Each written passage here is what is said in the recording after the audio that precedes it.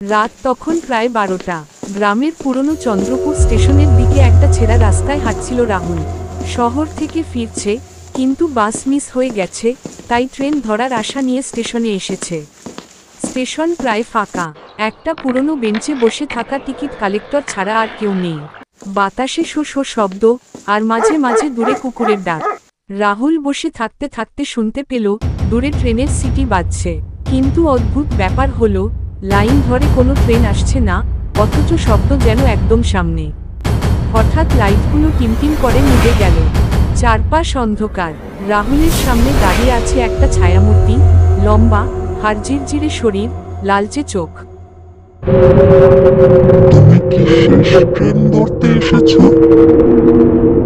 রাহুল ভয়ে পেছাতে লাগলো, কিন্তু তার পায়ের নিচে যেন লাইন আটকে দিল।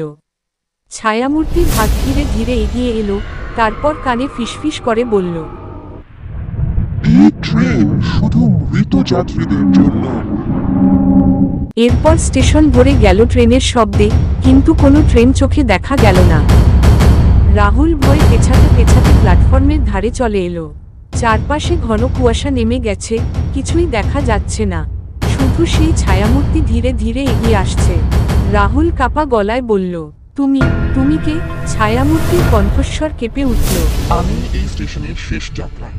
যাদের আত্মা মুক্তি পায়নি, সবাই এই ট্রেনের অপেক্ষায় থাকে। হঠাৎ পেছনে থেকে ভয়ানক সিটি বাজল।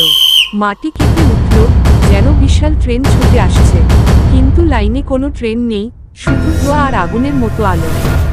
রাহুল চিৎকার করে দৌড়াতে গেল, কিন্তু পায়ের নিচে লোহার হাতের মতো শিকল বেঁধে ফেলল তাকে। তার চোখের সামনে দেখা গেল ডজন ডজন অদৃশ্য যাত্রী লাইনের ওপর দাঁড়িয়ে আছে, সবাই ছায়ার মতো, চোখ লালচে, হাত প্রসারিত। ছায়ামূর্তি তার কানে ফিসফিস করে বলল, আজ থেকে তুমিও আমাদের সাথে, এই অদৃশ্য ট্রেনের যাত্রী। এক ঝলক আলো আর কানে ভেসে আসা। পরের সকালে স্টেশন মাস্টার প্ল্যাটফর্মে রাহুলের ফাটা ব্যাগ আর একটা ছেঁড়া টিকিট পেল, যার ওপর লেখা ছিল লাস্ট ট্রেন ওয়ান ওয়ে।